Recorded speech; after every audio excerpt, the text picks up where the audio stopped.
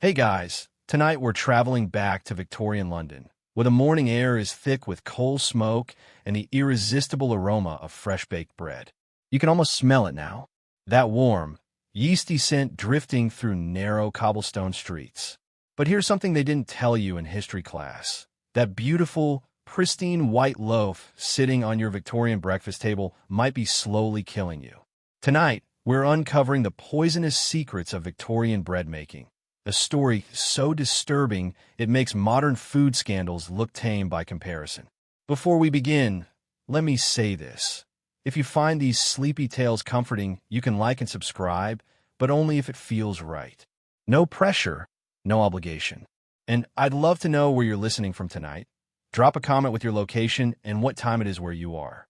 There's something comforting about knowing we're all drifting off together, scattered across different time zones. Now, dim the lights, maybe turn on a fan for that soft background hum, and let's ease into tonight's journey together. Imagine yourself in 1850s London. You're a working-class laborer, perhaps a dock worker or a seamstress. Your day begins before sunrise, and breakfast is simple. A thick slice of bread, maybe some butter if you're fortunate, and weak tea. Bread isn't just food for you. It's survival. It comprises nearly half your daily calories. The foundation of every meal, the difference between hunger and satisfaction. The Victorians had a phrase, the staff of life. Bread was everything. A loaf fresh from the bakery feels warm in your hands, and when you tear it open, the crumb inside is impossibly white, pure as fresh snow, soft as cotton. This whiteness is what you've learned to desire, what every advertisement and every baker promises. White bread means quality. White bread means you're not eating the coarse, dark stuff fed to criminals and paupers. White bread means you're respectable, civilized, ascending the social ladder one pale slice at a time. But that pristine whiteness? It's a lie. A beautiful, deadly lie. Because Victorian bakers discovered something remarkable. Customers would pay more for whiter bread, even if that whiteness came from a bottle of chemicals rather than premium flour. And when profit margins are razor-thin and competition is fierce, morality becomes remarkably flexible. The average London bakery in 1850 operated on brutal economics. Bakers worked through the night in basement kitchens, their faces perpetually dusted with flour, their lungs slowly filling with fine particles that would eventually destroy them. They competed against dozens of other bakeries within walking distance, each one fighting for the same customers, the same pennies. Here's a historical fact that might surprise you. Victorian bakers were among the shortest-lived professionals in England, with an average life expectancy of just 42 years, 8 years below the already grim national average. The work was that brutal. Historians still argue whether the bread adulteration crisis was driven primarily by greed or by economic desperation, though the distinction mattered little to the victims. What we do know is this. By the 1850s, it was estimated that nearly every loaf of bread sold in London contained some form of adulterant, some addition that didn't belong, some chemical that transformed flour into profit. You're eating poison for breakfast, and you have no idea. But the worst was still to come. The obsession with white bread didn't start in Victorian times, but it reached a fever pitch that would have baffled earlier generations. You need to understand something about color and class in 19th century Britain. Everything was coded. Everything signaled where you belonged in society's rigid hierarchy. The color of your bread was no exception. Dark bread meant poverty. Dark bread meant you were eating the sweepings from the mill floor, the coarse bran that gentlemen fed to their horses. Dark bread meant you were failing, slipping, unable to afford what truly civilized people consumed. White bread, by contrast, was aspirational. It suggested refinement, sophistication, a household that could afford the best. Never mind that whole grain bread was actually more nutritious. Nutrition as a science barely existed yet, and folk wisdom about food was a chaotic mixture of superstition, tradition, and wishful thinking. The Victorians believed white bread was easier to digest, more pure, even spiritually superior to darker alternatives. Medical textbooks of the era seriously argued that white bread produced finer blood and improved mental faculties. Here's an eccentric curiosity. Some Victorian physicians prescribed white bread as a cure for various ailments, believing its supposed purity would cleanse the digestive system and restore balance to the humors.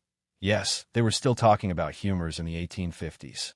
The whiteness obsession created a massive problem for bakers. You see, truly white flour required the finest wheat, carefully milled to remove every speck of bran and germ. This process was expensive. The result was costly, and most working-class Londoners couldn't afford genuinely premium flour, even though they desperately wanted the white bread it produced. Supply and demand created a gap, and into that gap rushed something darker than the bread everyone was trying to avoid. Innovation, if you can call it that. Bakers needed a way to make cheap flour look expensive. They needed transformation, alchemy, the ability to turn base materials into something that appeared precious. The solution wouldn't come from better wheat or improved milling. It would come from chemistry.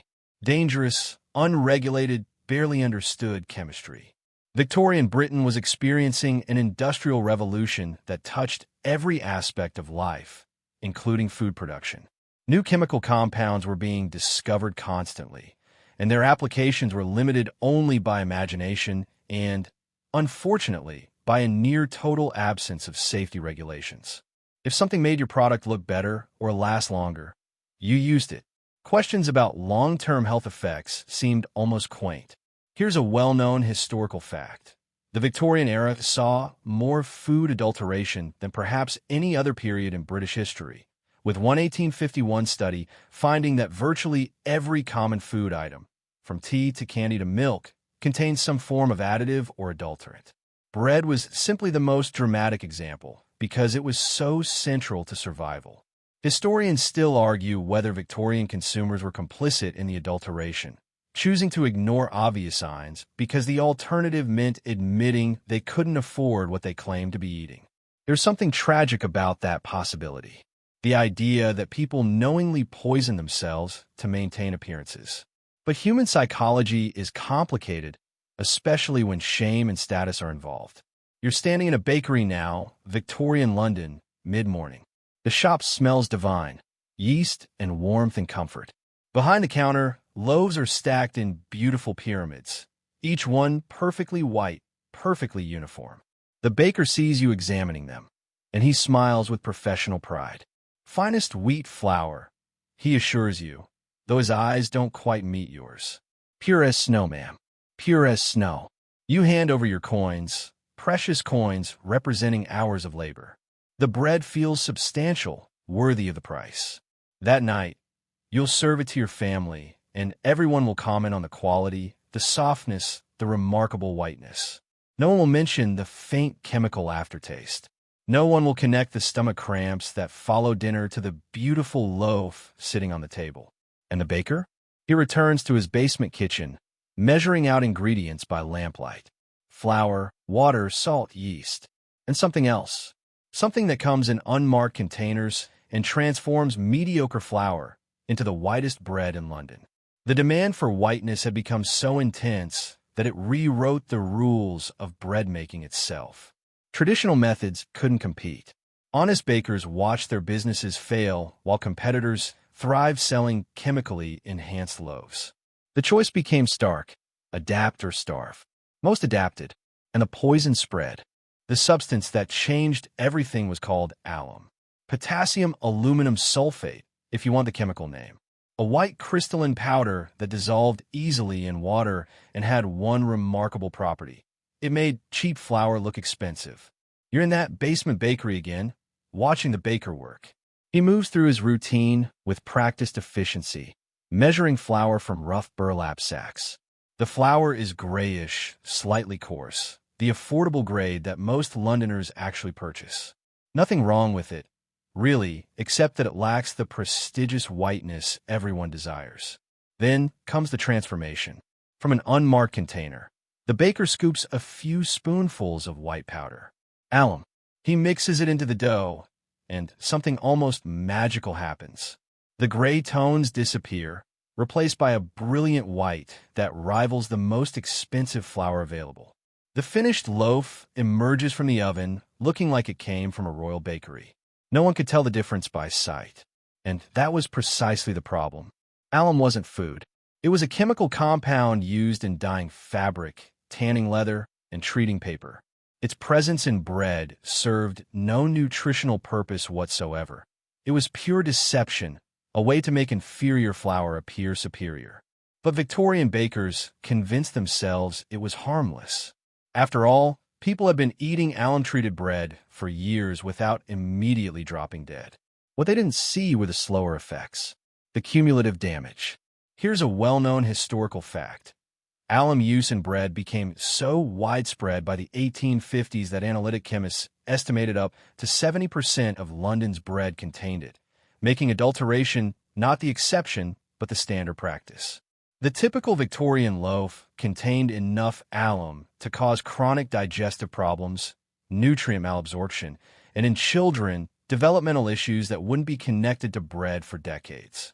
Historians still argue whether bakers genuinely believed alum was safe or simply chose not to ask uncomfortable questions that might threaten their livelihoods. The evidence suggests both were true, depending on the baker. Some were genuinely ignorant of chemistry and trusted their suppliers' assurances. Others knew perfectly well they were adulterating bread, but rationalized it as necessary for survival in a competitive market. The alum itself came from chemical suppliers who operated in a regulatory vacuum. No labels, no warnings, no questions asked. A baker could purchase alum as easily as he purchased flour, and the suppliers were happy to provide it by the barrel. Some even advertised their alum specifically for bread improvement, winking at the euphemism while everyone understood exactly what was being improved: the appearance, not the quality. The process became so normalized that apprentice bakers learned to add alum as a standard step in bread making. It was simply what you did, like kneading or proofing. The recipe wasn't flour, water, salt, and yeast anymore. It was flour, water, salt, yeast, and alum. The fifth ingredient that no one mentioned in polite company. You're eating this bread daily now, your fictional Victorian self. Your stomach feels uneasy more often than not, but you attribute it to stress, to the demanding physical labor of your work, to the generally difficult conditions of industrial London life. It never occurs to you that your breakfast is the problem. Why would it? Bread is the staff of life, remember? The one thing you can trust when everything else in the city seems designed to harm you. Except you can't trust it. Not anymore. Here's an eccentric curiosity. Some Victorian bakers became so skilled at using alum that they could create white bread from flour that was nearly spoiled, saving ingredients that should have been discarded and transforming them into seemingly premium products. The alum masked off flavors and gave structure to dough that would otherwise collapse. It was the ultimate enabler of fraud. The economics were brutally simple. A baker could purchase cheap, inferior flour for significantly less money, at a small amount of alum, which cost mere pennies per loaf, then sell the result at the same price as genuine white bread made from premium flour. The profit margin was irresistible, and because everyone was doing it, the market price for white bread actually reflected the adulterated product, not the genuine article. Honest bakers who refused to use alum found themselves unable to compete on price, unable to explain to customers why their white bread cost more when it looked identical to cheaper alternatives. Honesty became a business liability. Integrity meant bankruptcy. The system had become thoroughly corrupted, and the corruption was self-reinforcing. Each baker who started using alum made it harder for those who didn't. Each customer who bought adulterated bread, expecting premium quality, reinforced the market dynamics that encouraged fraud. The invisible hand of the market, it turned out, was quite happy to poison people if the price was right. And alum was just the beginning. Once bakers discovered that chemical additives could transform their products, creativity flourished. Why stop at one adulterant when you could use several? The poisonous pantry was opening wide. Once the door to chemical adulteration opened, it never closed. Alum was merely the gateway drug of Victorian bread fraud.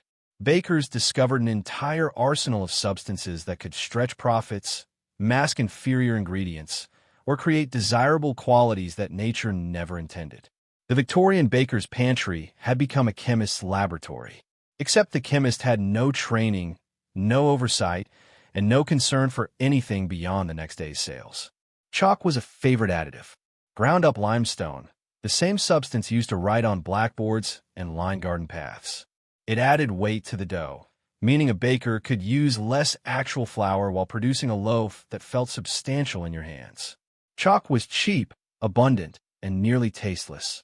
Perfect for fraud. You're holding a loaf now, feeling its weight, satisfied that you're getting good value for your coins. You don't realize that perhaps 10% of what you're holding is pulverized rock. Your body certainly realizes it, though your mind doesn't make the connection. The constipation, the digestive discomfort, the way nutrients seem to pass through you without being absorbed. These are all gifts from the chalk in your daily bread. Plaster of Paris served a similar purpose. Calcium sulfate, the same material used to create decorative moldings in wealthy homes and set broken bones in hospitals. Bakers discovered it could bulk up flour, add a pleasant white color, and improve the texture of bread in ways that made cheap flour behave like expensive flour. The fact that it was essentially edible building material didn't seem to concern anyone. Here's an eccentric curiosity. Some particularly creative bakers used pipe clay, the fine white clay used to make tobacco pipes, as a whitening agent, reasoning that if gentlemen could put it in their mouths while smoking, it must be safe to eat. The logic was flawless if you ignored everything about chemistry and human health. Bone ash entered the picture too. The powdered remains of animal bones, usually obtained from slaughterhouses. It was rich in calcium phosphate, which gave bread a distinctive white color and an appealing texture. Victorian consumers were literally eating ground-up bones in their breakfast bread, completely unaware that their pure, white loaf contained the skeletal remains of cattle and sheep. The irony would have been amusing if it weren't so disturbing.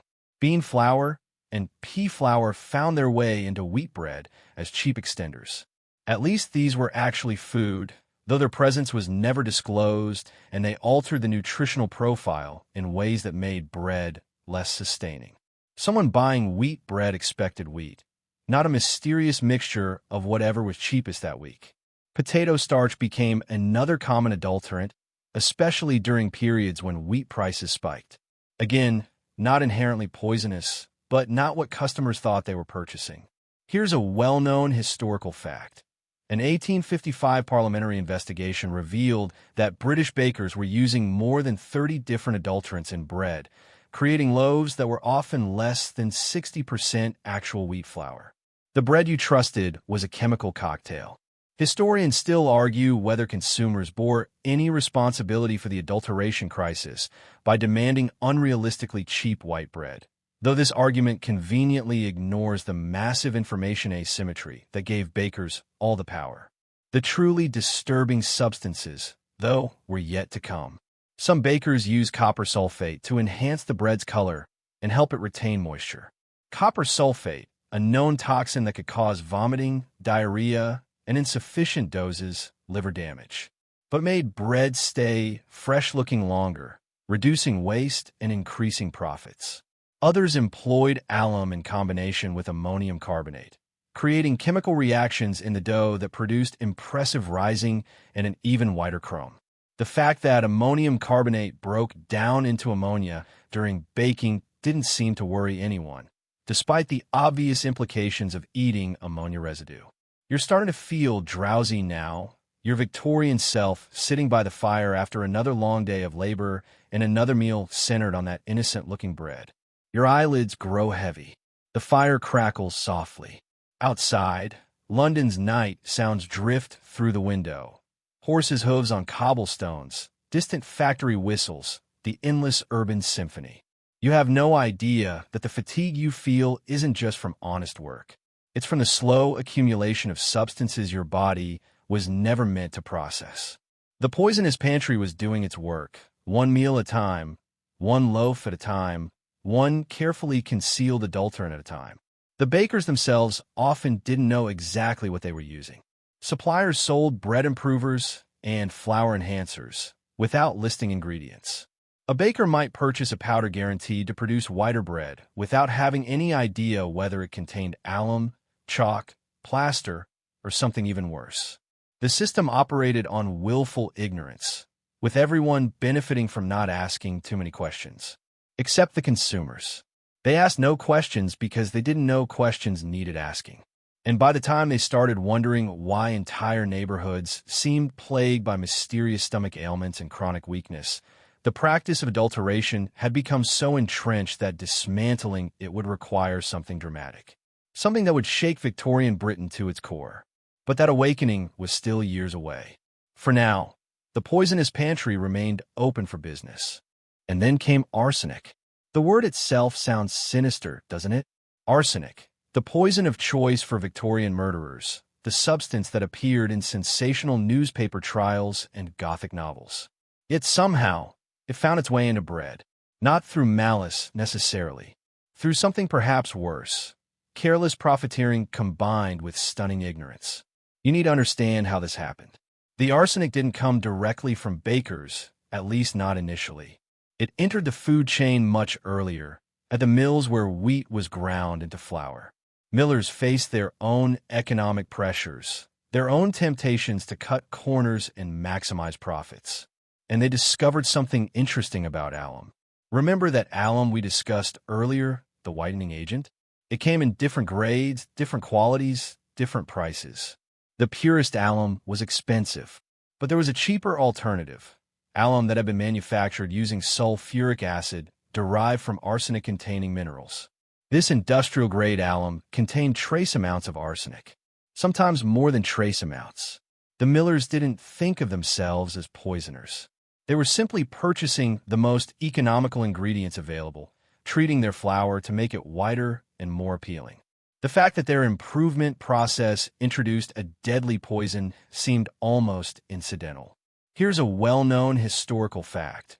An 1858 investigation in Bradford discovered that arsenic-contaminated sweets had killed 21 people, leading to the first serious examination of food adulteration, and bread was quickly identified as another widespread source of arsenic exposure. The Bradford poisoning case was dramatic because people died quickly. But bread poisoning was insidious, chronic, nearly impossible to trace. You're eating this arsenical bread daily now, your Victorian self. Not enough arsenic to kill you immediately, just enough to make you perpetually unwell. Your skin develops odd discolorations that you attribute to the filthy London air. Your hands tingle and go numb sometimes, but you assume it's from your labor. You're tired all the time, but who isn't tired in Victorian London? The arsenic is slowly accumulating in your tissues, in your bones, in your hair and nails. Years from now, if anyone ever examines your remains, they'll find concentrations of arsenic that would shock modern toxicologists. But you'll never know. You'll live your life, raise your children on the same poisoned bread, and eventually die of some vague ailment that the doctor attributes to constitution, or bad air, or nervous exhaustion. Historians still argue whether the widespread arsenic exposure contributed to the generally poor health and short life expectancy of Victorian working classes, though proving causation across centuries is nearly impossible. The evidence is suggestive but circumstantial, like so much Victorian medical history. What we do know is the scale of exposure. Chemical analyses from the period found arsenic in bread samples from across Britain, not just London. The contamination was national, systematic, embedded in the very infrastructure of food production. Some samples contain enough arsenic that a single loaf, consumed over a few days, could deliver a medically significant dose. Children were especially vulnerable. Their smaller bodies, still developing, absorbed and concentrated the poison more efficiently than adults. Victorian children already faced tremendous health challenges, disease, malnutrition, industrial accidents, brutal working conditions. Now add chronic arsenic poisoning to the list, delivered through the one food that was supposed to be pure, safe, sustaining. Here's an eccentric curiosity. Some Victorian physicians actually prescribed arsenic in tiny doses as a medicine, believing it improved complexion and vitality, meaning patients might be getting poisoned by both their bread and their doctor simultaneously. The medical establishment's understanding of toxicology was primitive at best. The truly maddening aspect of the arsenic contamination was that alternatives existed. Purer forms of alum were available. Methods of flour treatment that didn't involve arsenic-contaminated chemicals were known. But they cost more, and in the ruthless economics of Victorian food production, cost was everything. Millers who tried to do the right thing found themselves undercut by competitors who didn't share their scruples. The market rewarded poisoners and punished the conscientious. You're drifting now, your breathing slowing, your body finally relaxing after another exhausting day. The bread sits in your stomach, its poisons slowly seeping into your bloodstream.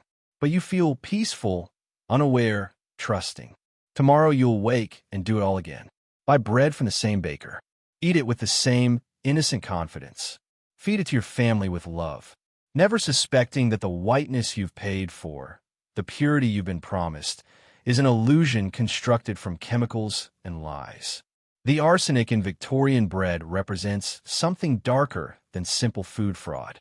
It represents an entire system that had lost its moral compass, where every link in the chain, from mineral extraction to milling to baking to selling, prioritized profit over human life. And the victims had no voice, no way to protect themselves, no knowledge that protection was even needed. They simply ate their bread and suffered the consequences in silence. But silence, as it turned out, wouldn't last forever. The symptoms appeared slowly, insidiously, in patterns that no one could quite connect. Entire neighborhoods seemed plagued by the same vague complaints. Chronic stomach pain that never quite went away. Persistent nausea that made every meal uncertain. Headaches that throbbed behind the eyes like a second heartbeat. You're experiencing these symptoms now, your Victorian self, though you'd never think to mention them to a doctor. Doctors cost money you don't have. And besides, everyone you know feels roughly the same way. This is simply what life feels like in industrial London. Hard, uncomfortable, exhausting. The idea that your daily bread might be the cause seems absurd. Bread is sustenance, safety, the one reliable thing in an unreliable world. But the symptoms persisted and worsened. Some people developed neurological problems that baffle physicians.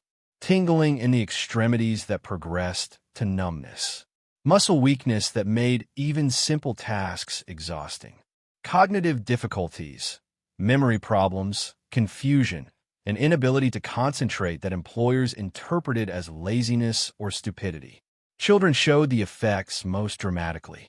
Developmental delays that parents attributed to poor breeding or moral failings.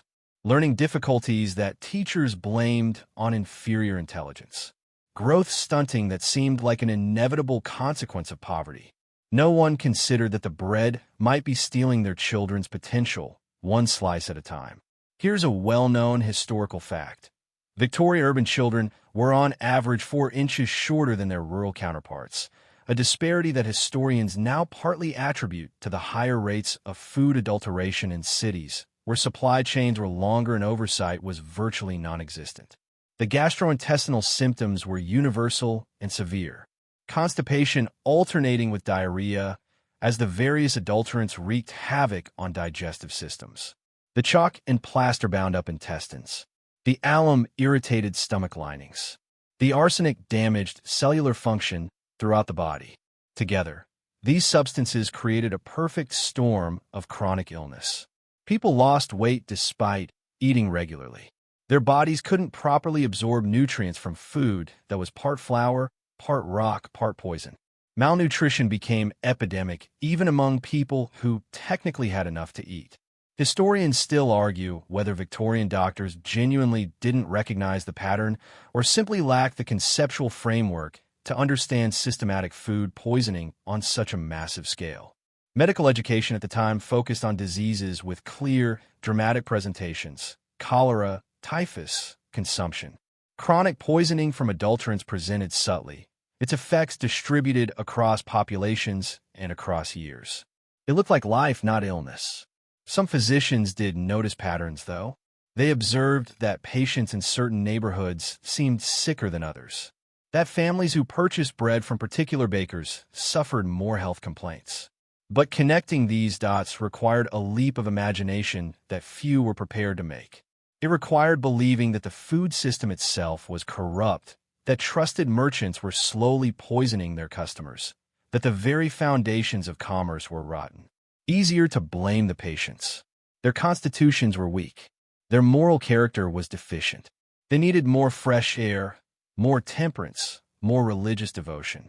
Never mind that fresh air and prayer couldn't counteract chronic arsenic exposure. You're lying in bed now, your Victorian self, that familiar stomach pain gnawing at you. Your spouse sleeps beside you, equally uncomfortable, equally ignorant. In the next room, your children cough in their sleep. Tomorrow you'll all wake and eat the same bread, perpetuating the cycle. The symptoms that plagued Victorian neighborhoods created a profound mystery for contemporary observers. Why were working-class communities so consistently unwell? Why did illness seem to follow poverty so precisely? The answer that eventually emerged, that the poor were being systematically poisoned by their food, was almost too terrible to accept. It suggested a level of social dysfunction, of commercial immorality, that challenged Victorian Britain's self-image as a civilized, Christian nation. Here's an eccentric curiosity. Some Victorian medical texts attributed the poor health of working classes to moral miasmas, the belief that vice and sin literally produced disease causing vapors that hung over slums and tenements. This theory was taken seriously by educated physicians who would have rejected the more accurate explanation that adulterated bread was the culprit. The scale of suffering was immense and largely invisible. Chronic poisoning doesn't produce bodies in the street. It produces a population that's perpetually unwell, perpetually tired, perpetually operating below their potential.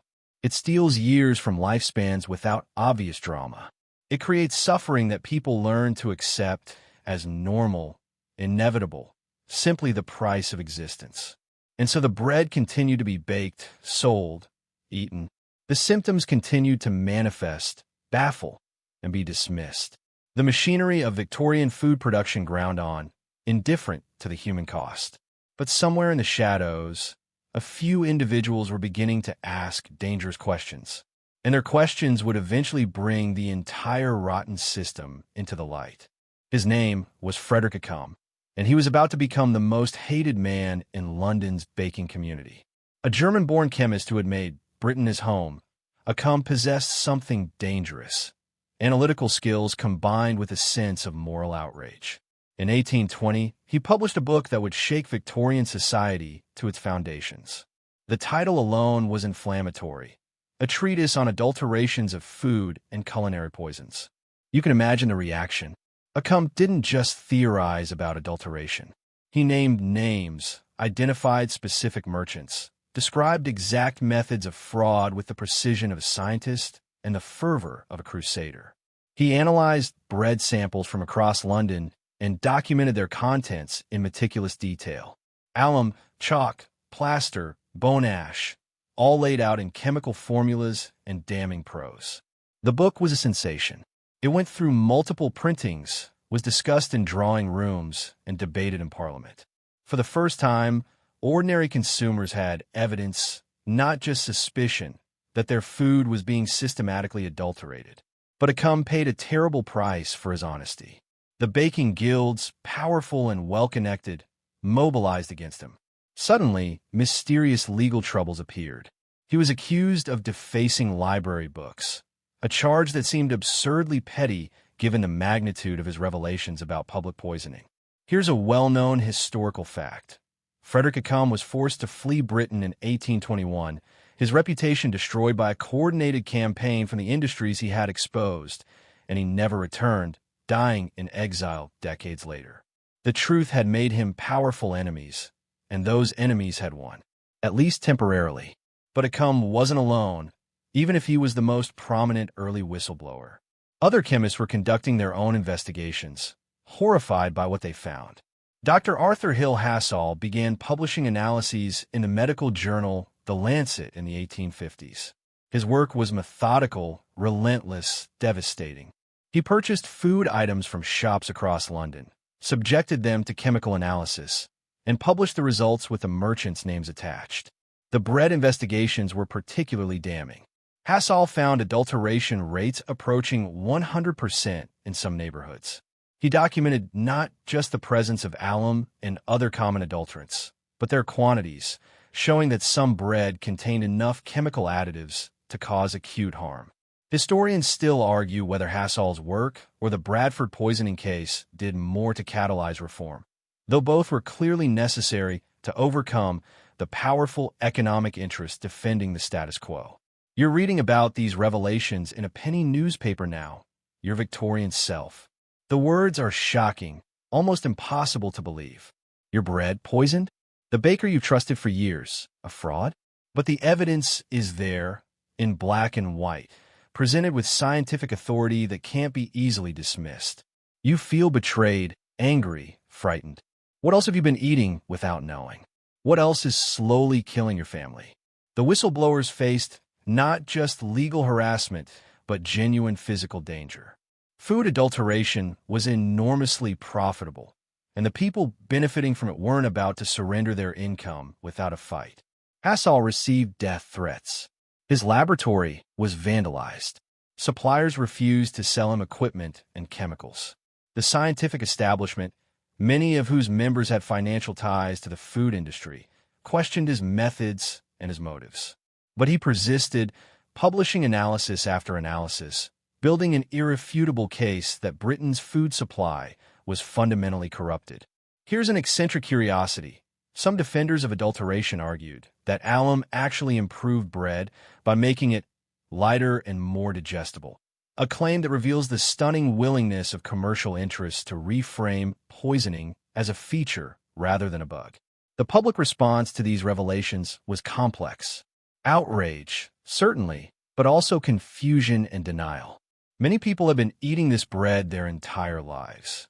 To admit it was poison meant admitting they'd been victims, foolish, unable to protect even their own families. Easier, psychologically, to dismiss the chemists as alarmists or troublemakers. Besides, what were the alternatives? Stop eating bread? Impossible for most working-class families who depended on it for survival. Pay more for supposedly pure bread? Most couldn't afford it. And how could they trust any baker after these revelations? The whistleblowers had exposed the problem brilliantly, but solutions remained elusive. The government, pressured by both reformers and the powerful food industry, moved with glacial slowness. Committees were formed to study the issue. Reports were written. Debates were held in Parliament, with representatives of baking interests arguing that regulation would destroy businesses and raise food prices. They weren't entirely wrong about prices. Genuine, unadulterated white bread would cost more. But the alternative was continuing to poison the population, a choice that the whistleblowers found unconscionable. You're feeling drowsy again, the newspaper slipping from your fingers. The revelations have troubled you. But what can you do? Tomorrow you'll still need to buy bread. Your family will still need to eat. Perhaps the chemists are exaggerating, you tell yourself. Perhaps your baker is one of the honest ones. Perhaps. The human capacity for denial is remarkable, especially when the truth is too uncomfortable to fully accept. But the whistleblowers had succeeded in one crucial way. They made the problem impossible to ignore entirely. The conversation had shifted. The question was no longer whether food adulteration existed, but what to do about it. And that question would eventually demand an answer. Parliament finally acted in 1860. The Adulteration of Food and Drink Act became law, Britain's first systematic attempt to regulate what went into the nation's food supply. It was a milestone, a victory for the reformers who had fought for decades. But it was also a compromise, weakened by political reality and industry pressure. You're standing in a bakery now, your Victorian self, and you notice something new. A printed notice on the wall, required by law, informing customers that they have the right to request samples for analysis. It feels momentous, this acknowledgement that fraud has been so widespread it requires legal intervention. But as you read the fine print, doubts creep in. The law appointed public analysts to test food samples. A noble idea, except there were far too few analysts for the entire country. and the testing had to be paid for by the person requesting it, a cost that put it beyond reach for most working-class consumers. You couldn't afford to have your bread tested even if you wanted to. The law also required that any prosecution be brought by local authorities. Those same authorities who often had business relationships with the merchants they'd be prosecuting, who lived in the same communities, attended the same churches, belonged to the same social clubs. The conflicts of interest were staggering. Here's a well-known historical fact. In the first 5 years after the 1860 Act, fewer than 100 prosecutions for food adulteration occurred nationwide, a laughably small number given that adulteration remained endemic across Britain. The law had teeth in theory, but barely gummed its food in practice. Bakers quickly learned to navigate the new regulations. Some genuinely reformed, frightened by the publicity and potential legal consequences. Others simply became more careful, more secretive about their practices. The adulterants didn't disappear. They just became harder to detect. New chemical suppliers emerged, offering legal bread improvers that technically complied with the law while still achieving the same fraudulent effects.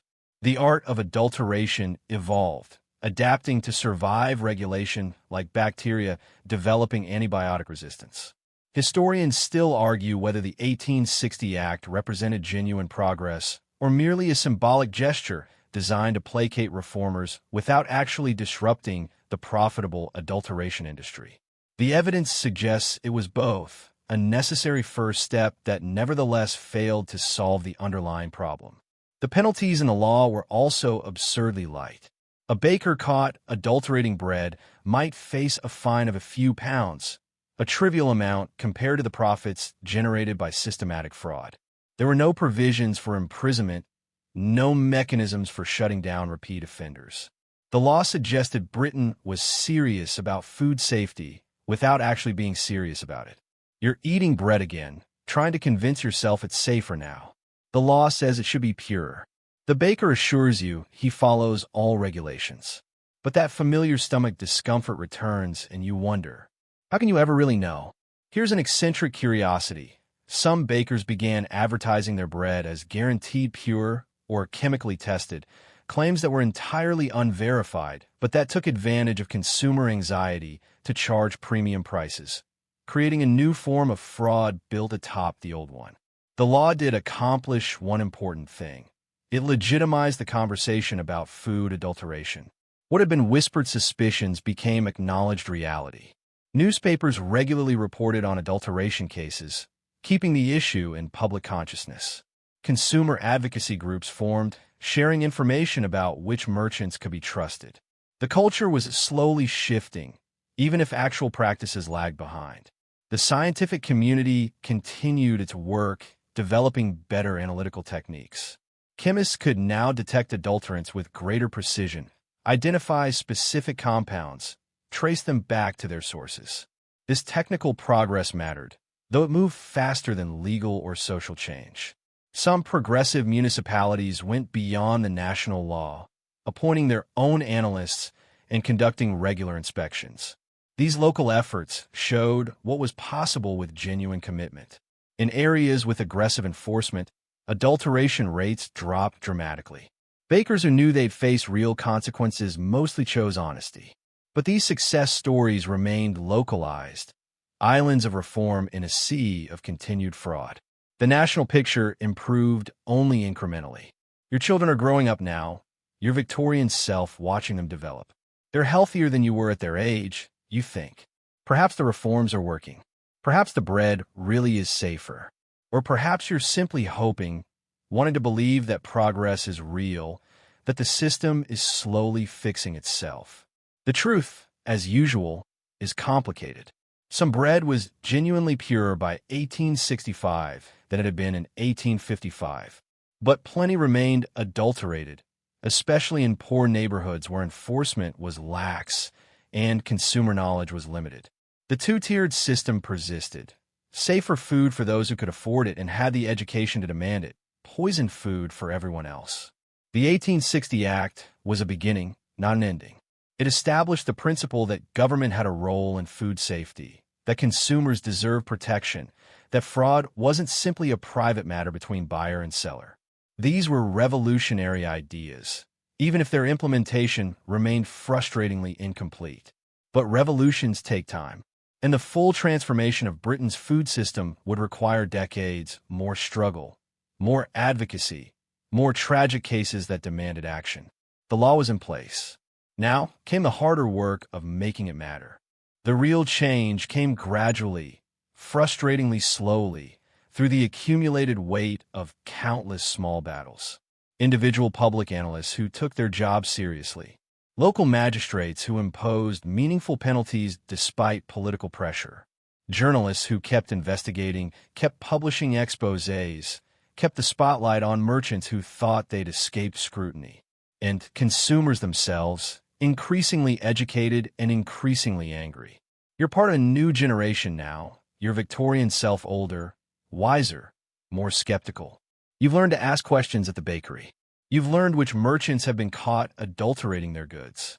You share information with neighbors, creating informal networks of consumer intelligence that merchants can't ignore. The balance of power is shifting, slowly but unmistakably. By the 1870s, revised Adulteration Act strengthened enforcement mechanisms. More analysts were appointed. Penalties increased.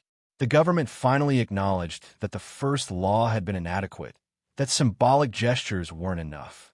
This revised legislation had more teeth, more funding, more political will behind it. The baking industry began to genuinely transform, though never entirely by choice. Honest bakers, who had struggled for years against fraudulent competitors, finally found themselves on more equal footing. They could compete on quality rather than being undercut by those willing to poison their customers. Some even began to see purity as a marketing advantage, advertising their adherence to the new standards. Here's a well-known historical fact. By 1875, surveys showed that adulteration rates in bread had dropped to approximately 30% in major cities. Still unacceptably high, but a dramatic improvement from the near-universal adulteration of previous decades. Progress was measurable, real, undeniable. But 30% still meant that nearly 1 in 3 loaves contained adulterants. The fight was far from over. The chemists continued refining their techniques. They could now detect adulterants at lower concentrations, identify more sophisticated methods of fraud. As regulations tightened, adulterators became more creative, and the analysts had to stay ahead of them in an endless game of chemical cat and mouse. Microscopy revealed new secrets, fiber patterns that indicated chalk or plaster, crystalline structures that betrayed alum's presence. Science was winning, slowly but surely. Historians still argue whether the decline in adulteration stemmed primarily from better enforcement or from changing economics as industrial milling improved and premium flour became more affordable, though both factors clearly contributed. What's certain is that the combination of legal pressure and economic evolution created conditions where honest business finally made sense. The activists who had fought for reform saw their efforts bearing fruit, though many didn't live to see complete victory. Frederick Acum never returned to Britain, dying in Germany, still branded a criminal despite being proven right about everything. Dr. Hassall continued his analytical work into old age, documenting the gradual purification of Britain's food supply with the same meticulous care he'd applied to exposing its corruption. These men had sacrificed comfortable obscurity for dangerous truth. History would remember them as heroes, though that remembrance came too late to protect them from persecution. You're feeling drowsy now, your Victorian self settling into familiar evening rhythms. The bread you ate tonight came from a baker you trust, one who's never been caught adulterating his goods. It might even be genuinely pure. The odds are better now than they've ever been. Your stomach doesn't hurt tonight. Your children are growing strong and healthy. The mysterious illnesses that plagued your youth have become less common. Perhaps it's better sanitation, better medicine, better understanding of disease. But perhaps it's also safer food, the cumulative effect of decades of struggle finally manifesting in bodies that work the way they should. Here's an eccentric curiosity.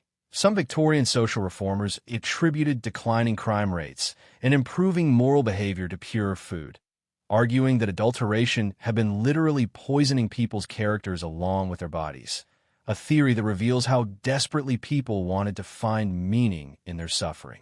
By the 1880s, a new generation was coming of age that had never known the worst years of adulteration. They took for granted that bread should be pure, that merchants should be honest, that government should protect consumers. Rights that had been fought for became expectations, assumptions, the normal state of affairs. This was progress, too, the kind that becomes invisible because it's so thoroughly integrated into society. The bread scandals gradually faded from public consciousness, remembered only by those who had lived through them. New concerns emerged, new battles demanded attention. But the infrastructure created to fight food adulteration remained. The public analysts, the testing laboratories, the legal frameworks, the cultural expectation that food should be safe. These institutions would expand over time, eventually giving rise to modern food safety regulations that protect millions. The Victorian bread crisis had taught Britain a harsh lesson: that markets don't regulate themselves, that profit motives can overcome moral constraints, that vulnerable populations need protection from those who would exploit them. These lessons, purchased with decades of suffering, would shape food policy for generations. Your breathing is slow and steady now, your body relaxed, your mind at peace. The struggles of the past feel distant, abstract, like stories from another world. But they built the world you inhabit, brick by brick, law by law, loaf by safe loaf. The transformation was complete, though the vigilance could never end. The poisonous secrets of Victorian bread making left a legacy that extends far beyond the 19th century. Every time you walk into a grocery store today and pick up a loaf without worrying about its contents, you're benefiting from those long-ago battles. Every food label listing ingredients, every safety inspection, every regulation requiring transparency. These are echoes of Victorian suffering, translated into modern protection. The story we followed tonight isn't just history. It's a reminder of how fragile food safety can be, how easily profit motives can override human welfare, how constant vigilance remains necessary even in societies that consider themselves civilized and advanced. The Victorians learned these lessons the hard way, through chronic illness and premature death, through betrayed trust and systematic exploitation. We inherited the systems they built to prevent such betrayal from happening again. But systems require maintenance, enforcement, political will. They can be weakened, dismantled, forgotten. The modern food supply chain is vastly more complex than anything Victorian bakers could have imagined. Global trade networks, industrial processing, synthetic additives numbered in the thousands. New challenges emerge constantly, requiring new forms of oversight and new applications of old principles. The fundamental question remains unchanged. Can we trust what we eat? Here's a well-known historical fact that might surprise you. The Victorian bread scandals directly inspired similar food safety movements across Europe and North America, with the United States establishing its Food and Drug Administration in 1906 partly in response to adulteration crises that mirrored Britain's experience. The lessons traveled, the reforms spread, the recognition that food safety requires governmental intervention became international consensus. Historians still argue whether modern food systems are genuinely safer or simply better at hiding their problems, though most agree that regulatory frameworks, however imperfect, provide crucial protection that Victorian consumers desperately lacked. You're drifting now, your modern self in your comfortable bed, far removed from Victorian London's fog and desperation. The bread you ate today was regulated, inspected, labeled with precise ingredient lists. You took its safety for granted, as you should be able to. That ability to trust your food, to eat without fear. It was purchased with decades of advocacy, activism, scientific work, and political struggle. The Victorian bread crisis taught us that markets need rules, that transparency matters, that the vulnerable need protection from the powerful, that short-term profits can create long-term catastrophes. That truth-tellers, whistleblowers, and crusading scientists serve essential roles in society, even when, especially when, their revelations are inconvenient. These lessons remain relevant today as we face new questions about food production, about genetic modification, about synthetic ingredients, about sustainability and ethics and safety. The specific challenges change, but the underlying dynamics persist. The tension between profit and welfare, between innovation and caution, between industry claims and independent verification. We navigate these tensions using frameworks built by Victorian reformers who refused to accept that poisoned bread was simply the price of modern life. Your breathing is becoming deeper now, slower, your thoughts beginning to drift like autumn leaves on a gentle stream. The stories of Victorian bakers and their victims feel distant, almost dreamlike, narratives from another world entirely. Yet they're connected to your world in invisible threads, woven into the fabric of regulations and expectations that make your daily life safer than those Victorian workers could have imagined.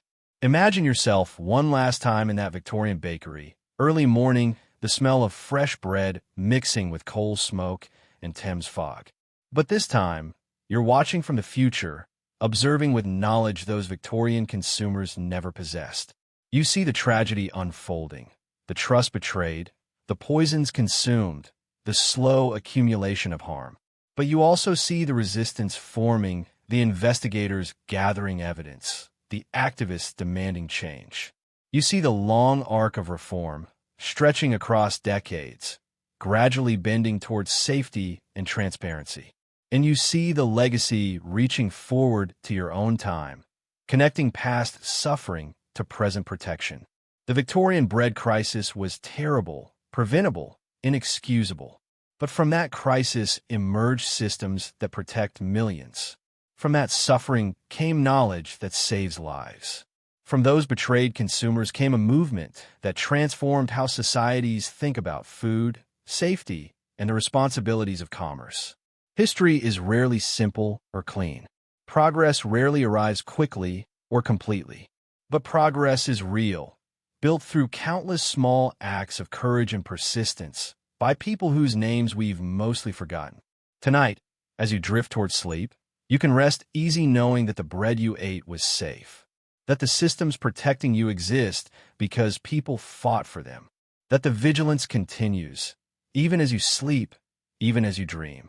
The Victorian bakers and their customers are long gone now, turned to dust like the flour they worked with daily. But their story persists, teaching us that food safety isn't accidental or automatic. It's constructed, defended, maintained through conscious effort and political will.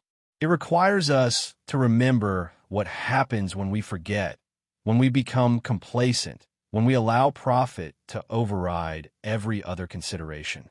Let yourself sink deeper now into the comfort of your bed, feeling the weight of blankets, the softness of pillows, the security of knowing that tomorrow's breakfast will nourish rather than harm you.